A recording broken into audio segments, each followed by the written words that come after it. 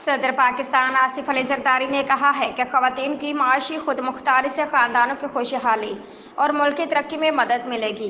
तफसीलात के मुताबिक सदर ममलिकत से स्टैंडर्ड चार्टर्ड बैंक के ग्रुप चीफ एग्जीक्यूटिव बिल वेंटर्स ने वफ्द के हमरा मुलाकात की। इस मौका पर सदर ममलिकत ने कहा कि ख़वातीन की माशी खुद मुख्तारी के लिए माली खिदमात और कर्ज़ों तक रसाई बेहतर बनाना होगी।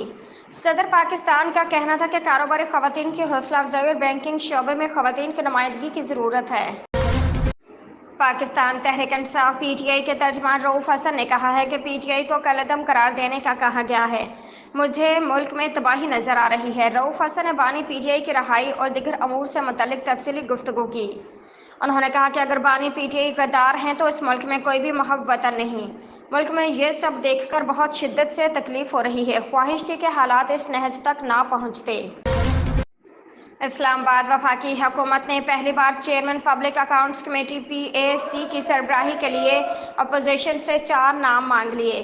चीफ व्हिप तारिक फजल की जानिब से कौम असम्बली में कायद हज़ब इख्तिलाफ उमर अयूब को खत लिखा गया, जिसमें उनसे चेयरमैन PAC के लिए 4 मांगे गए।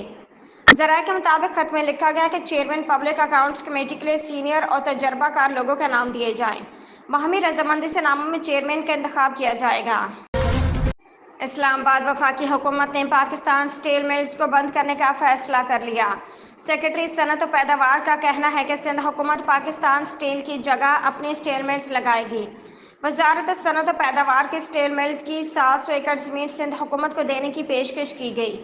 उन्होंने कहा कि गुज़श्ता साल पता चला कि इसका कोई खरीदार मौजूद नहीं। 700 एकड़ के अलावा ज़मीन सनती मकासद के लिए इस्तेमाल होगी।